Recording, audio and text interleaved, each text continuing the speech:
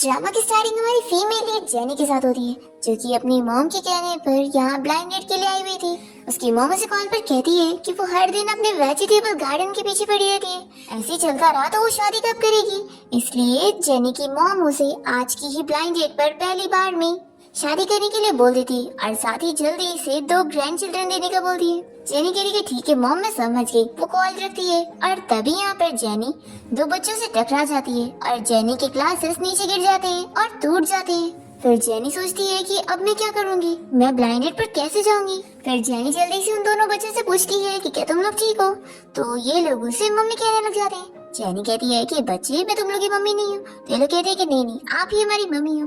और फिर लोग अपने डैडी का आवाज देने लगते हैं और बताने लगते हैं कि हमने मम्मी को ढूंढ रही है। इतने में यहाँ वर्कर्स एक बड़ी सी पेंटिंग को लेके जा रहे होते हैं और वो पेंटिंग इस बच्चे पर गिरने वाली होती है। तो जेनी जल्दी से उसे बचाने के लिए उसे दूर करती है, पर खुद वो पेंटिंग के नीचे आने वाली होती है। इतने में यहाँ जेनी को बचाने के लिए हमारा मेल लीड आ जाता है, जिसका नाम लू शाओ है। वो अपने एक हाथ से ही पेंटिंग को रोक देता है और साथ ही एक हाथ से जेनी को पकड़ते हुए उसे गिरने से बचाता है। जेनी को वो साफ दिख नहीं रहा होता है और वो सोचती है कि इसने माइग्रेंट वर्कर वाले कपड़े पहने हैं और क्या यही वो ब्लाइंडेड है जिसे मेरी मॉम ने मेरे लिए ढूंढी है। फिर ये दोनों बच्चे लू शाओ को डैडी कहने लग जाते हैं। जेनी शॉक होती है और वो उठने को करती है, तो एक्सीडेंटली यहाँ पर लू शाओ और जेनी की किस हो जाती है और दोनों बच्चे तो ये देखते रह जाते हैं। फिर इसके बाद जेनी लू शाओ से बात करने के लिए बैठती है और उसे पूछती है कि क्या आप ही मिस्टर लू हो। तो वो कहता है कि हाँ, मेरा सरनेम लू है और तुम्हारा बहुत थैंक यू मेरे दोनों बच्चों को बचाने के लिए। फिर जेनी अपने बारे में लू शाओ को बताने लगती है कि मैं 27 इयर्स की हूँ और खुद का बिजनेस करती हूँ। मेरा खुद का वेजिटेबल गार्डन है। और वो लू शाओ से कह देती है कि अगर हम दोनों के बीच में सब कुछ जमता है तो हम दोनों शादी कर लेते, क्योंकि वैसे भी मेरी मॉम चाहती है कि मैं जल्द से जल्द शादी कर लूं और फिर ऐसे मैं उनकी अरेंज की हुई ब्लाइंड डेट से बच जाऊंगी। फिर लू शाओ भी जेनी को अपने बारे में बताने लगता है कि मैं 30 इयर्स का हूँ और मेरी लाइफ में अभी कोई भी नहीं है और ये दोनों बच्चों को मैंने अडॉप्ट किया। फिर जेनी सुनने के बाद सोचने लगती है कि अच्छा, तो ये दोनों बच्चे इसके खुद के नहीं है। पर फिर ये दोनों तो जेनी को फिर से मम्मी कहने लग जाते हैं। तो लू शाओ दोनों से कहता है कि शरारत करना बंद करो। जेनी कहती है कि मुझे तो दोनों बच्चे बहुत ही क्यूट लगे और मिस्टर लू, आपने इन दोनों को अडॉप्ट किया है तो इससे साफ पता लगता है कि आप कितने अच्छे इंसान हैं और बच्चे भी अच्छे हैं, तो मुझे भी इनकी स्टेप मदर बनने में कोई प्रॉब्लम नहीं है। तो अगर आपको मैं सही लगूं तो क्यों ना हम लोग अभी चल के अपना मैरिज सर्टिफिकेट ले लें। फिर इसके बाद दोनों ही अपना मैरिज सर्टिफिकेट लेकर कोर्ट से बाहर आते हैं और जेनी तो बहुत ही ज्यादा खुश होती है कि अब उसकी मॉम उसे बार बार ब्लाइंड डेट पर जाने के लिए फोर्स कर ही नहीं सकती, क्योंकि अब तो उसकी शादी होगी और साथ ही अब वो अपने वेजिटेबल और फ्रूट के काम पर पूरी तरीके से फोकस कर सकती है। फिर इसके बाद जेनी जल्दी से लू शाओ को बोलकर उससे उसका नंबर ले लेती है और कहती है कि अब मैं घर जाने के बाद तुम्हें मैसेज कर दूंगी। तभी इतने में वो गिरने वाली होती है और लू शाओ जल्दी से उसे फिर से गिरने से बचाता है और फिर ये इसे थैंक यू बोलकर भाग जाती है। फिर उसके बाद वो बहुत ही खुशी खुशी जल्दी से घर पहुंचती है और उसकी मॉम कहती है कि तुम कहाँ पर थी, तुम्हारा वो ब्लाइंडेड मिस्टर लू कब से तुम्हारा इंतजार ही कर रहा है। ये सुनकर जेनी शॉक होती है और कहती है क्या मेरा ब्लाइंडेड मिस्टर लू अभी तक होटल में मेरा इंतजार कर रहा है, ऐसा कैसे हो सकता है। मैंने तो उसे मिल भी ली और हम दोनों ने तो शादी भी कर ली है। तो जेनी की मॉम कहती है कि तुम्हारे ग्लासेस कहाँ हैं, तो ये बताती है कि वो ब्लाइंडेड पर जाने से पहले ही टूट गए। तो जेनी की मॉम कहने लगती है कि सच में तुम्हें तो कुछ दिखाई नहीं दे रहा, तुम अपनी खुद की मॉम को नहीं पहचान पा रही हो। फिर वो जल्दी से मैरिज सर्टिफिकेट देती है और उसे बताती है कि तुमने किसी और पर्सन से शादी कर ली हो, ये तुम्हारा ब्लाइंडेड था ही नहीं। क्या तुम्हारा स्टडी कर करके दिमाग खराब हो गया है जो तुम किसी भी बंदे से शादी करके आ गई। जेनी कहती है कि मॉम, आप ही तो मुझे रोज रोज शादी करने के लिए फोर्स कर रही थी, तो अब तो मैं मैरिड हो चुकी हूँ ना, तो अब आप इस बात का फिक्र मत करो, मैं जा रही हूँ अपना काम करने। और वैसे आप ज्यादा फिक्र मत करो, वो मिस्टर लू बहुत ही अच्छा पर्सन है और आप लोगों को भी वो अच्छा लगेगा। और फिर जेनी इस बारे में सोचने लगती है कि मुझे जल्द से जल्द मिस्टर लू शाओ को घर पे डिनर के लिए इन्वाइट करना होगा, ताकि मेरे मॉम डैड उससे मिल ले और फिर वो फिक्र ना करे। और वैसे भी मैं इतनी स्टूपिड नहीं हूँ, मुझे उससे मिलकर एहसास हो गया है कि वो बहुत ही अच्छा पर्सन है और उसने तो मुझे बचाया भी और फिर उसके बारे में याद भी करने लगती है और बहुत ही खुश हो रही होती है। फिर इसके बाद हम देखते हैं कि लू शाओ यहाँ अपने ऑफिस में होता है और वो अपने फ्रेंड को जेनी की फोटो देखते हुए उसकी पूरी बैकग्राउंड इंफॉर्मेशन पता करने के लिए बोलता है। तो इसका फ्रेंड तो शॉक ही हो जाता है और कहता है कि तेरे आर्मी से जाने के बाद पहली बार है कि तू किसी लड़की के बारे में जानने में इंटरेस्टेड हो रहा है। अब तक तो किसी लड़की में इंटरेस्ट नहीं ले रहा था, तो मुझे लगा था था कि कहीं तो गे ना हो, पर मुझे अब इस बात की खुशी है। फिर लूशा अपने फ्रेंड को जेनी की फोटो दिखाते हुए कहने लग जाता है कि इस लड़की ने मेरे दोनों बच्चों की जान बचाई है, तो इसका मेरे ऊपर एहसान है। फिर इसके बाद जेनी यहाँ पे गार्डन में होती है और वो सोचती है कि मुझे लूशा से सारी चीजें क्लियर करनी चाहिए। फिर ये तुरंत ही उसे कॉल करती है और बताने लग जाती है कि मैंने तुम्हें गलती से अपना ब्लाइंड डेट समझ ली और तुमसे शादी कर ली। तो लूशा भी यहाँ पर खुश होता है कि उसे पता लग गया कि उसने गलती से उसे ब्लाइंड डेट समझी है।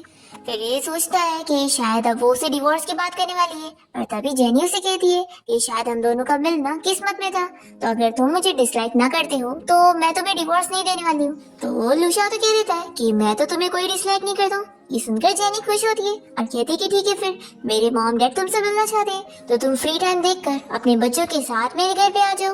तो लूशा हाँ कहता है और फिर जेनी उसे बाय बोलकर कॉल कट करती है। और फिर लूशा का फ्रेंड उसे जेनी की इंफॉर्मेशन लाकर दे देता है और कहता है कि वैसे क्या तू सच में उसे अपनी आइडेंटिटी के बारे में बताने नहीं वाला है कि तू मिलिट्री में था और अब तो बिजनेस कर रहा है।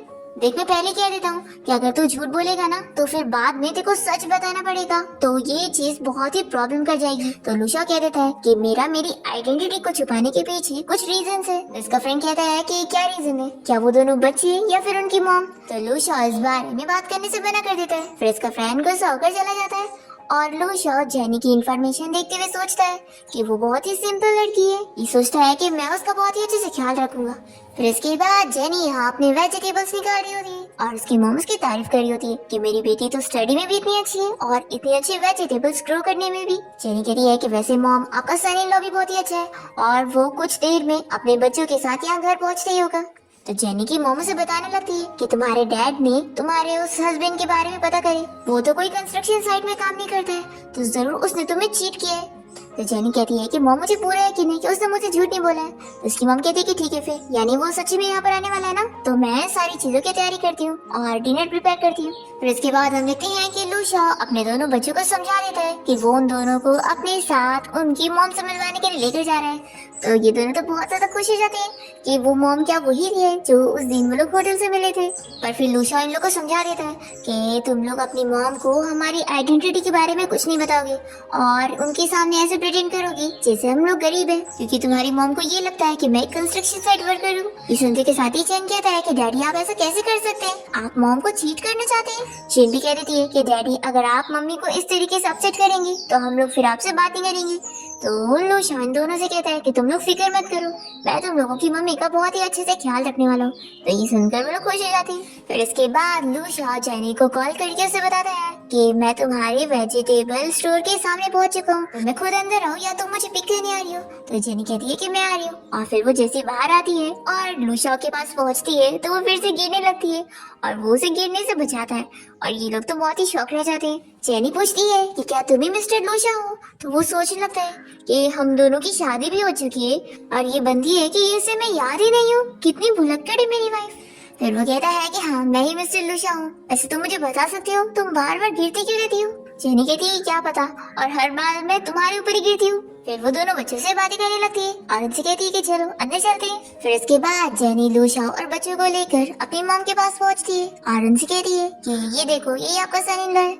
जेनी की मॉम तो लूशा को देखकर खुश हो जाती है कि ये बंदा तो फोटो से भी ज्यादा हैंडसम लग रहा है और साथ ही इसने तो बताया है कि ये कंस्ट्रक्शन साइट पे काम करता है, लेकिन इसके कपड़े तो बाकी वर्कर से बिल्कुल अलग है और ये तो बिल्कुल एक ऑफिसर की तरह लगता है, जैसे कि ये एक रिच फैमिली से हो। फिर जेनी की मॉम लूशा से पूछती है कि वो कौन सी आर्मी से है, तो वो बताता है कि अभी तो फिलहाल वो कंस्ट्रक्शन साइट पर ही काम कर रहे हैं। तो जेनी की मॉम कहने लगती है कि अच्छा, तो तुम रिटायर हो गए हो, फिक्र मत करो, हमारी फैमिली को सोल्जर्स बहुत ही पसंद है।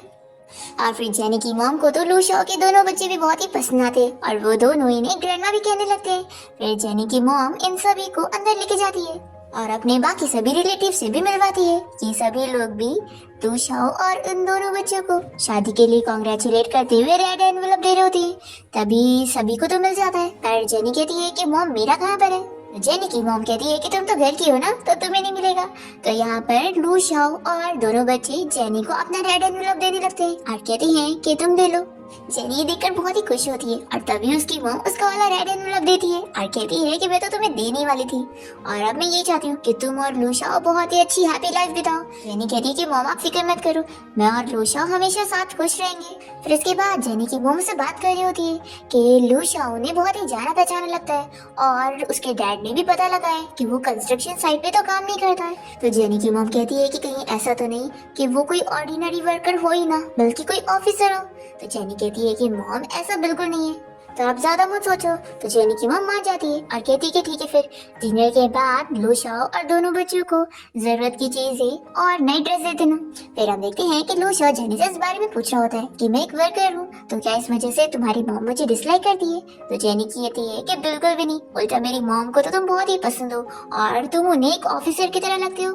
तो ये सुनकर ही खुश होता है और फिर बताने लगता है कि मैं सोच रहा हूँ कि मैं यही शहर में शिफ्ट हो जाऊँ और अब हमारी शादी हो गई है तो मैं कोशिश करूंगा कि तुम्हारे साथ ज्यादा से ज्यादा टाइम स्पेंड करूँ। जेनी ये सुनने के बाद उसे देखने लगती है तो वो कहता है कि क्या हुआ, तुम मेरे साथ रोज नहीं मिलना चाहती हो? जेनी कहती है कि नहीं, ऐसी बात नहीं है, बस मेरे पास टाइम ही का है, मैं तो रोज वेजिटेबल्स ग्रो करने में बिजी रहूंगी। फिर यहाँ पर लूशाओ जेनी को किस करने वाला होता है पर इतने में यहाँ पर दोनों बच्चों की आवाज आती है तो वो जल्दी से दूर हो जाता है और जैन और शिन मिलकर तो लूशाओ को जेनी की क्लोज करते हुए इन दोनों की किस करवा देते हैं। फिर ये लोग तो शॉक हो जाते हैं और लूशाओ कहता है कि मैंने जानबूझ के नहीं किया। जेनी कहती है कि कोई बात नहीं, हम वैसे भी मैरिड है। फिर रात में हम देखते हैं कि जेनी की मॉम उसे लूशाओ के साथ सेम रूम में सोने का बोल रही होती है ताकि दोनों की रिलेशनशिप जल्दी डेवलप हो। जेनी सोचती है कि अभी तो मैं उसे इतना अच्छे से जानती भी नहीं हूँ और मेरी मॉम है कि इतनी जल्दी मुझे उसके पास भेज दे रही है। और फिर वो मन में खुश होने लगती है कि अच्छा हुआ मेरे रूम में सोफा भी है, हम दोनों को सेम बेड शेयर नहीं करना पड़ेगा। तभी जेनी की मॉम तो ये जान जाती है और कहने लगती है कि अगर तुमने लूशाओ को सोफे पर सुनाई ना तो फिर मैं तुम्हें मारूंगी। तो जेनी कहती है कि मॉम आप फिक्र मत करो। फिर रात में हम देखते हैं कि जेनी जैसे ही रूम में जाती है तो वो लूशाओ से कहती है कि मुझे तुमसे कुछ बात करनी है। ये कहता है कि मैं जानता हूँ, देखो तुम फिक्र मत करो, जब तक हम दोनों के बीच का रिलेशन और अच्छा नहीं हो जाता तब तक मैं तुम्हारे साथ डिस्टेंस मेंटेन करूंगा। तो ये सुनकर वो उसे थैंक यू बोलती है और फिर लूशाओ कहता है कि मैं जाकर सोफे पे लेट जाता हूँ। तो जेनी कहती कि नहीं, इसकी जरूरत नहीं है, वैसे भी हमारे रूम में बच्चे हैं। फिर दोनों यहाँ पर एक दूसरे को देखते हुए ऐसे सो जाते हैं।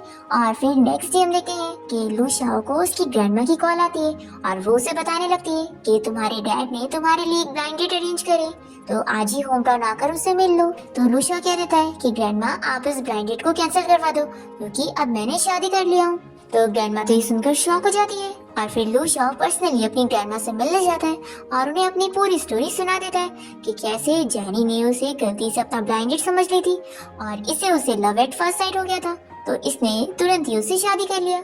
ग्रैंडमा तो सुनकर बहुत ही खुश हो जाती है कि तुम्हें प्यार हो गया तो कितनी अच्छी बात है। तभी लूशाओ के डैड कहने लगते हैं कि मॉम आखिर इसमें क्या अच्छी बात है, इसने एक ऐसी लड़की ढूंढा है जो कि गाँव की है और अभी जैसे कि इसने बताया उन लोगों के पास तो कुछ भी नहीं है, आखिर वो लड़की हमारे फैमिली के लायक कैसे होगी और हमारे लूशाओ के लायक कैसे होगी।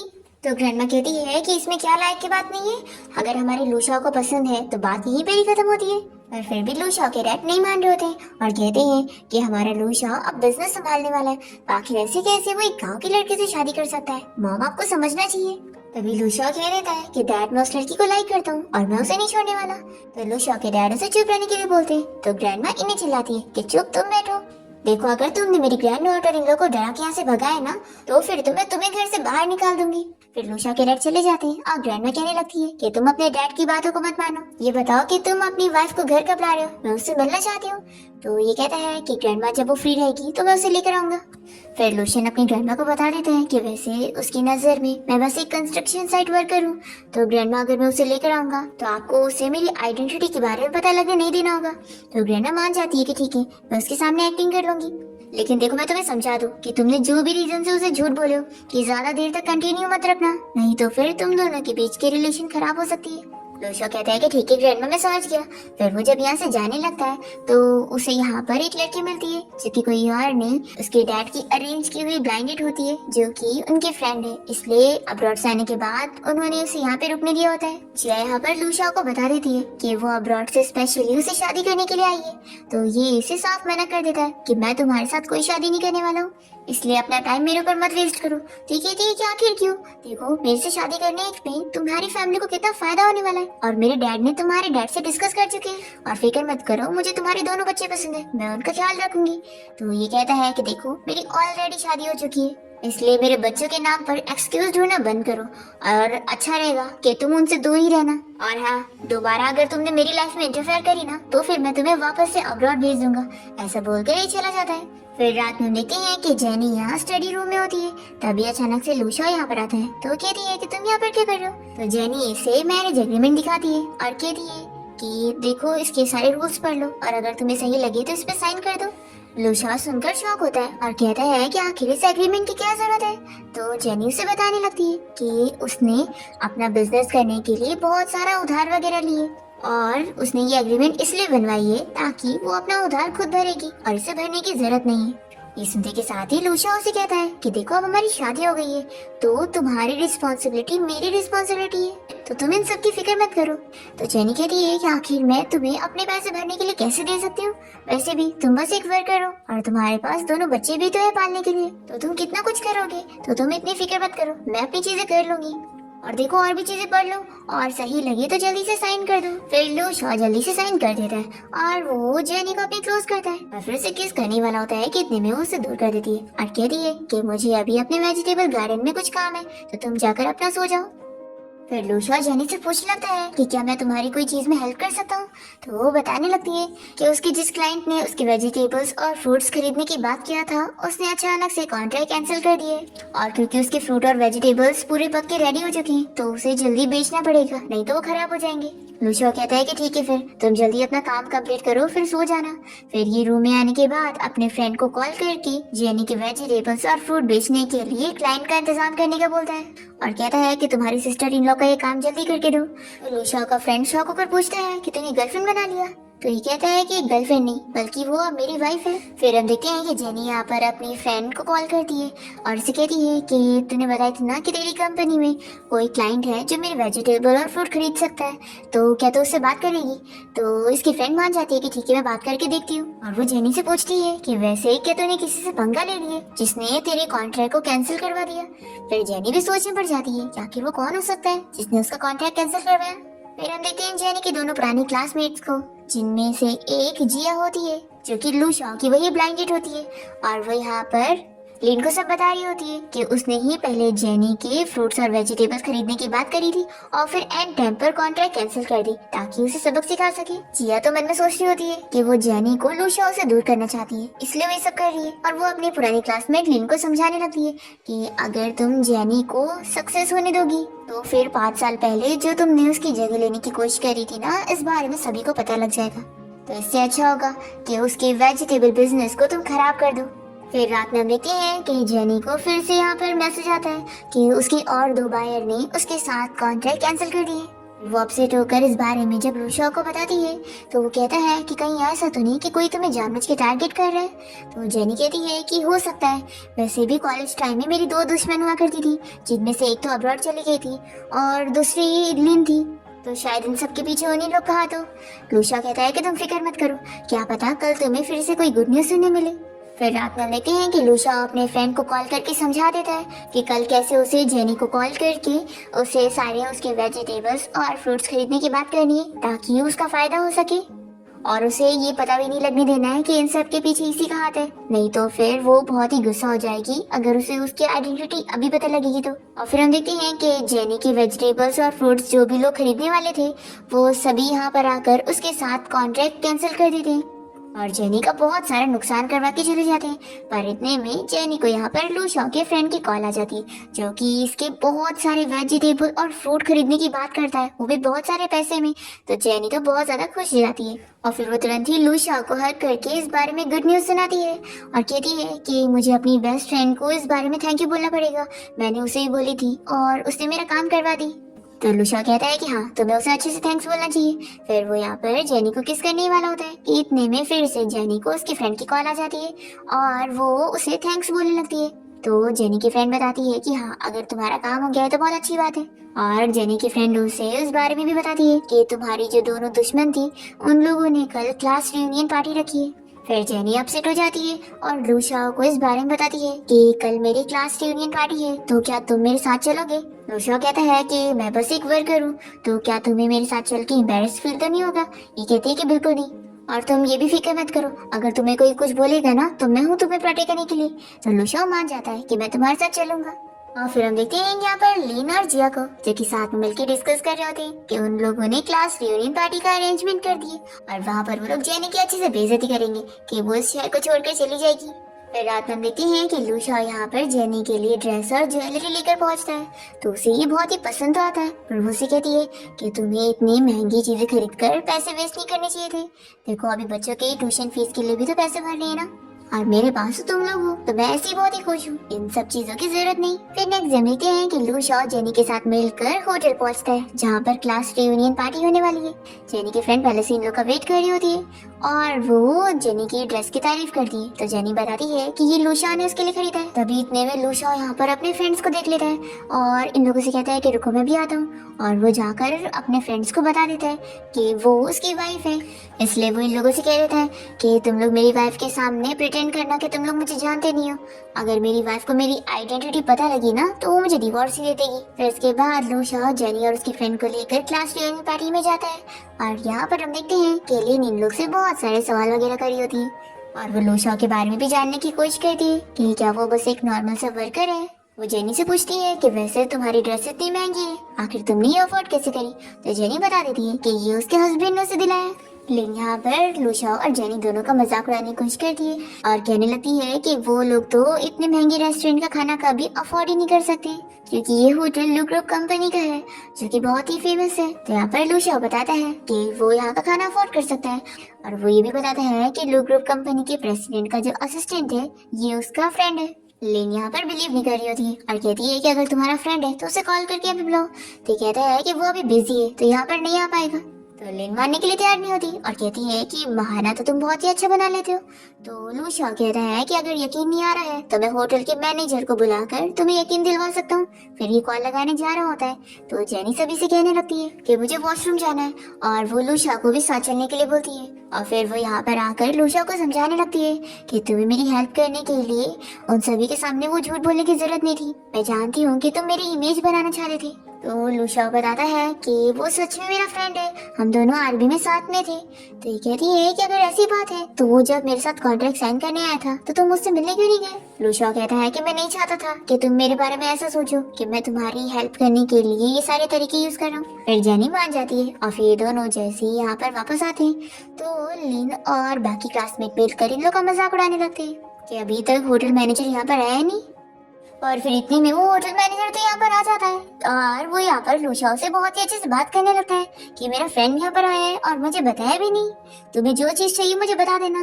फिर यहाँ पर लिन तो शॉक हो जाती है और पूछती है कि क्या तुम सच में मैनेजर हो। फिर जेन भी शॉक होती है कि सच में ये लुशाओ का फ्रेंड है। फिर क्लास रियूनियन पार्टी के बाद जब ये लोग बाहर आते हैं तो जेनी से पूछ लेती है कि आखिर तुमने उस होटल मैनेजर को बुलाया कैसे। तो लुशाओ से सच बताने लग जाता है कि एक्चुअली में वो लू ग्रुप कंपनी का सीईओ है। पर जेनी इस बात पर यकीन नहीं करती है और कहने लगती है कि देखो ऐसा मजाक मत करो। फिर लुशाओ मन में सोचने लग जाता है कि अब जब वो उसे सच बताएगा तो वो उसे कितना झूठा समझेगी और बहुत ही डिसलाइक करेगी। फिर जेनी से कहती है कि चलो अब हम चलते हैं, और फिर वो उसे कहती है कि जब तुम कंस्ट्रक्शन साइट पे काम कर रहे होंगे तो मैं तुम्हारे लिए लंच लेकर आऊंगी। तो ये कहता है कि ठीक है। फिर हम देखते हैं कि लुशाओ यहाँ पर कंस्ट्रक्शन साइट पर होता है और तभी लिन से मिलने पहुंच जाती है और वो उसे फ्लावर भी देने लगती है। तो ये इसे कहता है कि मैंने बोला था ना कि मेरा पीछे छोड़ दो, और वो उसे दूर जाने लगता है। तभी हम देखते हैं कि जेनी यहाँ पर कार से आई होती है और वो लुशाओ और इसे देख लेती है और सोचती है कि लुशाओ का पहले से किसी लड़की के साथ अफेयर चल रहा है। ये बहुत ही अपसेट हो जाती है और तभी से इसकी फ्रेंड की कॉल आ जाती है। तो जेनी अपनी फ्रेंड से मिलने जाती है और बताती है कि लुशाओ की लाइफ में पहले कोई और लड़की है और उसने उन दोनों को साथ देखी है। जेनी की फ्रेंड पूछती है कि आखिर वो कौन लड़की थी। तो कहती है कि मैंने उसका फेस नहीं देखी तो मुझे नहीं पता है। इसकी फ्रेंड कहती है कि अब तुम क्या करोगी, क्या तुम डिवोर्स लेना चाहती हो। तो जेनी कहती है कि अभी मुझे नहीं पता, मैं अभी थोड़ा रेस्ट करके चीजें समझना चाहती हूँ कि मैं क्या करूंगी। तभी इतने में जेनी की फ्रेंड को लुशाओ की कॉल आने लगती है। तो ये सब बताती है कि शायद ये तो तुम्हारे हस्बैंड का नंबर है ना। फिर जेनी कहती है कि तुम उससे स्पीकर पे बात करो और मेरे बारे में मत बताना।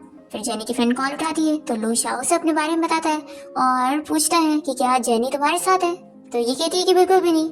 तो लुशाओ कहने लगता है कि जेनी को शायद मिसअंडरस्टैंडिंग हो गई होगी, उसने मेरे साथ किसी लड़की को देखी होगी और उसे लगा होगा कि हम दोनों के बीच में कुछ है, लेकिन ऐसा कुछ भी नहीं है। तो जेनी की फ्रेंड कहती है कि ठीक है, तुम फिक्र मत करो, अगर जेनी मुझे मिलेगी तो मैं उसे तुम दोनों की मिसअंडरस्टैंडिंग के बारे में बता दूंगी। लूशा अपने ऑफिस में होता है और उसका फ्रेंड आकर उसे इस बारे में बता देता है कि जेनी को टारगेट करने के पीछे उसके 2 पुराने क्लासमेट का हाथ है, जिनमें से एक तो लिन है और दूसरी तो जिया है, जो कि उसे इसलिए टारगेट कर रही है क्योंकि वो उसे शादी करना चाहती है। लूशा को बहुत गुस्सा आती है और वो कह देता है कि वो जिया की कंपनी के साथ अब सारे कॉन्ट्रैक्ट कैंसिल करवा देगा, क्योंकि उसने उसकी वाइफ की फाइनेंशियल रिसोर्सेज को खराब करने की कोशिश की है ना, इसलिए। फिर उसके बाद लूशा अपने घर पहुंचता है और वो अपने डैड से इस बारे में आर्ग्यूमेंट करने लगता है कि आखिर वो उसे और जेनी को क्यों अलग करना चाहते हैं, जबकि वो जेनी को इतना लाइक करता है। लूशा के डैड उसे फिर से समझाने लगते हैं कि जेनी उसके लाइक की नहीं है। तभी यहाँ पे ग्रैंड माँ लूशा को सपोर्ट करती है और कहती है कि तुम बस उस लड़की को घर लेकर आओ, अगर वो अच्छी लड़की हुई ना तो मैं जरूर तुम्हें सपोर्ट करने वाली हूँ और तुम्हारे डैड भी इस बारे में कुछ नहीं कर सकते। फिर घर आने के बाद लूशा इस बारे में जेनी को एक्सप्लेन करता है कि उसने उसे जिस लड़की के साथ देखी थी ना, उसके साथ उसका कोई रिलेशन नहीं है और वो बस उसके डैड ने उसके साथ उसकी ब्लाइंड डेट अरेंज करे थे, तभी से उसके पीछे पड़ गई है। जेनी कहती है कि क्या ये सच है? तो कहता है कि हाँ, और तुम फिक्र मत करो, मैं किसी भी लड़की को अपने पास आने नहीं दूंगा। फिर यहाँ पर दोनों बच्चे जेनी से कहने लग जाते हैं कि उनको नींद आ रही है। फिर जेनी उनको सुला देती है और फिर उसके बाद लूशा यहाँ पर जेनी से बात करने जाता है और उसे कहता है कि कभी कभी आंखों देखी चीजें भी गलत होती है, इसलिए तुमने जो भी देखी हो ना उस पर ट्रस्ट मत करो, मेरे भी ट्रस्ट करो। जेनी कहती है कि देखो, अगर तुम किसी और को लाइक करते हो ना तो मुझे बता सकते हो, मैं तुम्हें ज्यादा जानती नहीं हूँ तो मुझे डर है। लूशा कहता है कि मैं सच कह रहा हूँ, मेरे पास तो काम के अलावा किसी और चीज के लिए टाइम ही नहीं रहता और सच में मेरे पास में तो कोई थी ही नहीं, और अभी भी तुम्हें मेरी बातों पर यकीन ना हो रहा हो तो तुम मेरी ग्रैंडमा से पूछ लो।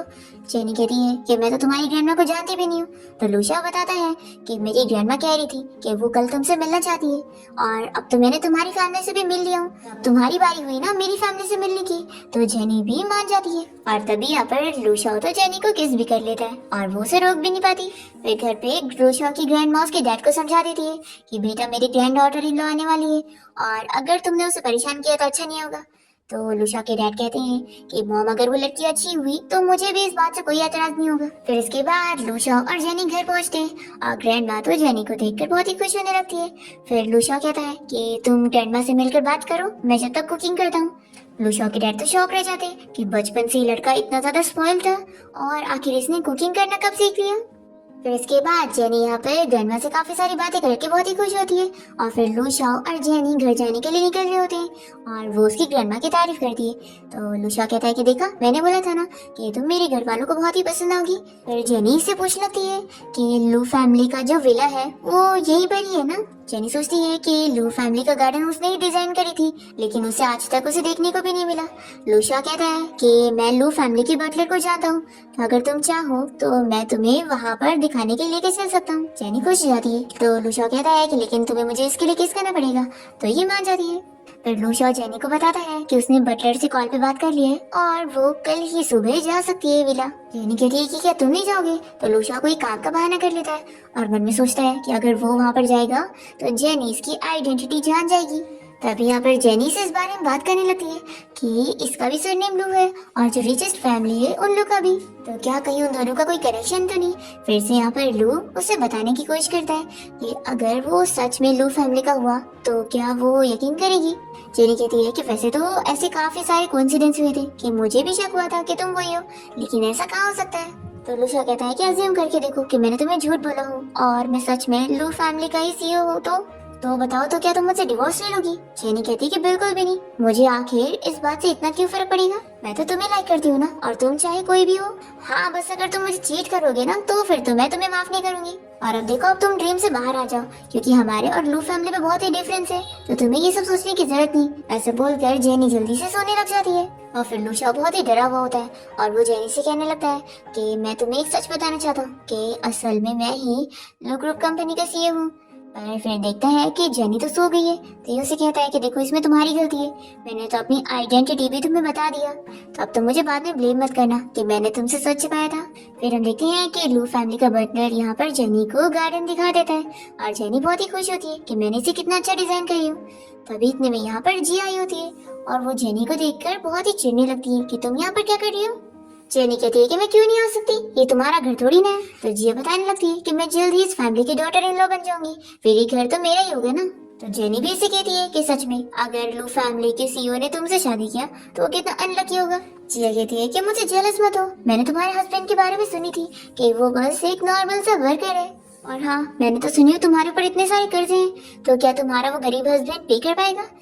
जेनी कहती है कि अपना कर्जा मैं खुद भर लूंगी, मेरे हस्बैंड को पे करने की जरूरत नहीं, ऐसा बोलकर ही जा रही होती है। तो जिया जल्दी से रोकती है और कहती है कि मैं जानती हूँ कि तुम्हारे पास बिल्कुल भी पैसे नहीं होंगे और तुम्हारी लाइफ अच्छी नहीं चल रही है, तो ये लो मेरी तरफ से पैसे रख लो और अपना सारा कर्जा भर लो। जेनी इसका कार्ड फेंक देती है और कहती है कि अच्छी बनने की एक्टिंग करना बंद करो। तुम्हें क्या लगता है कि तुम ये सब नाटक करके पुरानी जो भी चीजें करी हो वो मुझे भुला दोगी? बिल्कुल भी नहीं। तुमने मेरी डिजाइन चोरी करी थी और उल्टा मेरे ऊपर झूठा इल्जाम लगाकर मुझे ही बदनाम करी थी। जिया कहती है कि तुम मेरा कुछ नहीं बिगाड़ सकती क्योंकि तुम्हारे पास कोई एविडेंस नहीं है और कोई भी तुम्हारी बात पर बिलीव करेगा ही नहीं। और हाँ मैं तुम्हारे ऊपर यहाँ टाइम की वेस्ट कर रही हूँ। फिर ये यहाँ पर बटलर को बुलाने लगती है कि सिक्योरिटी गार्ड को बोलकर इस लड़की को यहाँ से बाहर निकलवाओ। तो बटलर बताता है कि मिस जेनी यहाँ की गेस्ट है तो मैं इन्हें नहीं निकाल सकता हूँ। तो जिया ही सुनकर शॉक होती है और बटलर से पूछती है कि किसकी गेस्ट है। तो बटलर बताता है कि ओल्ड मैडम की। जिया जेनी से पूछने लगती है कि तुम आखिर लू फैमिली के ओल्ड मैडम को कैसे जानती हो। जेनी से नहीं बताती और यहाँ से चली जाती है। फिर हम देखते हैं कि जिया यहाँ पर लू शाह की ग्रैंडमा से बात करने जाती है क्योंकि वैसे भी वो उन्हें बचपन से ही जानती है। वो उनसे पूछने लगती है कि आप जेनी को कैसे जानती हो, आपको पता भी है उसने मेरा डिजाइन चोरी करी थी और कॉलेज में मेरा नाम खराब करने की कोशिश करी थी, और फिर सभी को पता लग गया था और उसे कॉलेज से निकाल दिया गया था। फिर हम देखते हैं कि जेनी को यहाँ अपसेट देखकर लूशा उससे पूछता है कि तुम्हें क्या हुआ है। तो ये थी कि कोई नहीं, आज बस किसी पुरानी क्लासमेट से मिली थी इसलिए मूड अच्छा नहीं है। लूशा इसे कहता है कि देखो हम लोग हस्बैंड और वाइफ हैं तो तुम्हें मुझे सारा सच बताना चाहिए कि तुम्हें क्या चीज परेशान कर रही है। तो जेनी इसे बताती है कि ये कॉलेज टाइम की बात है कि उसकी पुरानी क्लासमेट जिया जो थी उसने उसकी डिजाइन चोरी कर ली थी और आने वाले कंपटीशन में जेनी को वो डिजाइन सबमिट करने थे, पर इस बात से उसके टीचर काफी नाराज हो गए थे जो कि कोई और नहीं जिया के डैड थे। जिया शेन को बताती है कि मैंने कोई एविडेंस नहीं ढूंढ पाई और अपने आप को प्रूव ही नहीं कर पाई कि मैंने कोई डिजाइन नहीं चोरी करी और फिर मुझे कॉलेज से ड्रॉप आउट होना पड़ा। और जेनी ने फिर मेरे खिलाफ पोस्ट भी कर दी और फिर पब्लिक ने भी मेरे खिलाफ बहुत बुराई करी। और फिर वो लूशा से पूछती है कि क्या तुम्हें मुझ पर बिलीव है कि मैंने कोई डिजाइन चोरी नहीं करी। तो ये कहता है कि हाँ मुझे तुम पर यकीन है। फिर नेक्स्ट डे लूशा अपने फ्रेंड को चिल्लाता है कि तुमने जेनी के बारे में ये सब इन्वेस्टिगेट करो कि इतनी मेन चीज तो रह गई कि उसके ऊपर डिजाइन चोरी का इल्जाम लगा था, तुमने मुझे इस बारे में पता करके बताया नहीं। तो इसका फ्रेंड कहता है कि मैं क्या ही कह सकता हूँ, किसी ने जानबूझ के सारी इन्फॉर्मेशन निकाल दिया था क्योंकि ये 5 साल पहले की बात है। फिर लूशा जेनी की सारी डिजाइन देखते हुए कहने लगता है कि मुझे तो पता ही नहीं था कि मेरी वाइफ इतनी अच्छी डिजाइनर भी है। फिर दूसरी तरफ हम देखते हैं कि लिन की कंपनी को प्रॉब्लम पहुंचती है तो वो जिया को हेल्प करने के लिए बोलती है, पर जिया सोचती है कि अब तो ये मेरे कोई काम की नहीं रही और वो उसे साफ मना कर देती है कि वो उसकी कोई हेल्प नहीं कर पाएगी। तो लिन चिल्लाने लगती है कि मैंने तुम्हारे कहने पर इतना काम करी और अब तुम मुझे धोखा दे रही हो। देखो तुम भूलो मत कि मेरे पास तुम्हारे खिलाफ एविडेंस है कि तुमने ही जिया की डिजाइन चोरी करी थी और उसके ऊपर झूठा इल्जाम लगाई थी। तो जिया मान जाती है कि ठीक है तुम फिक्र मत करो, मैं तुम्हारी कोई हेल्प करती हूँ। फिर इसके बाद हम देखते हैं कि जेनी को उसकी फ्रेंड की कॉल आती है और वो उसे बताती है कि उसे अपनी कंपनी की तरफ से एक पार्टी में जाना है, तो वो चाहती है कि वो भी उसके साथ चले। तो जेनी इसके लिए मान जाती है क्योंकि पिछली बार उसने भी उसकी हेल्प की थी। फिर इसके बाद जब ये लोग यहाँ पार्टी में पहुंचते हैं तो जेनी को यहाँ पर जिया के डैड भी मिल जाते हैं जो कि उसके टीचर थे और उन्होंने भी जिया के लिए उसके ऊपर डिजाइन की चोरी का इल्जाम लगा दिए थे जबकि उनकी बेटी ने डिजाइन चोरी करी थी। अब जेनी यहाँ पर अपने इस टीचर को टॉन्ट मारने लगती है तो वो भी यहाँ पर इसे देखकर खुश नहीं होते। तभी यहाँ पर जिया भी आ जाती है और वो जेनी से आर्ग्यूमेंट करने लगती है। तो जिया के डैड इस चीज को रुकवाते हैं और वो जिया को यहाँ से लेकर जाते हैं और फिर वो घर आने के बाद जिया को समझाते हैं कि अगर वो लोगों के सामने ऐसे आर्ग्यूमेंट करेगी तो सभी को उस पर शक हो जाएगा और पता लग जाएगा कि डिजाइन उसने ही चोरी करी थी और उसने जेनी के ऊपर झूठा इल्जाम लगाई है। जिया कहती है कि डैड मुझे गलती हो गई, आप मुझे माफ कर दो। वैसे आप ये बताओ कि लास्ट टाइम वो लू फैमिली के भी घर पहुंच गई थी और अब यहाँ पार्टी में पहुंच गई तो कहीं वो पुरानी चीजें सभी को बता तो नहीं देगी। इसके डैड कहते हैं कि अब तुम्हें डर लग रहा है, मैंने तुम्हें पहले ही बोला था कि सारी हरकतें मत करो नहीं तो बाद में तुम नुकसान में पड़ोगी। तो कहती है कि डैड मैं आपकी सगी बेटी हूँ ना, प्लीज मेरी हेल्प कर दो। इसके डैड कहते हैं कि फिक्र मत करो, मैंने सारे क्लूज को पहले डिस्ट्रॉय कर चुका हूँ तो तुम बस बार बार इस चीज को मेंशन मत किया करो, फिर तुम कभी नहीं फंसोगी। तो ये खुश हो जाती है और फिर वो अपने डैड से कहती है कि वैसे इन सब की जो विटनेस थी, हमें उसे थोड़ा पैसा खिलाकर उसका मुंह बंद करवा देना चाहिए ना। तो इसके डैड कहते हैं कि मैंने बोला ना तुम इन सब चीजों में मत पड़ो। फिर जिया अपने डैड को उसकी और लू शाओ की शादी के बारे में जल्दी से बात करने के लिए बोलती है। और फिर हम देखते हैं कि जिया अपने एक पुराने क्लासमेट से मिलने जाती है और उसे जेनी को सबक सिखाने के लिए बोलती है। तो हम देखते हैं कि क्लासमेट तो यहाँ जेनी के पास पहुँच जाता है कुछ गुंडे को लेकर उसे परेशान करने के लिए। पर फिर इतने में यहाँ पर जिया को प्रोटेक्ट करने के लिए लू शाओ पहुँच जाता है और वो इन गुंडों से फाइट करता है। फिर सभी यहाँ से डर के भाग जाते हैं और जेनी लू शाओ से पूछ लेती है कि तुम फाइटिंग में इतने अच्छे कैसे हो।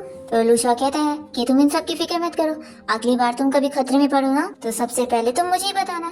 तो जेनी मान जाती है और फिर लू शाओ से किस करता है। और फिर इसके बाद लू शाओ अपने ऑफिस में होता है और अपने फ्रेंड को इस बारे में बताने लगता है कि आज जेनी को अटैक करने के लिए कुछ गुंडे आए थे और उन सब के पीछे जिया का हाथ था।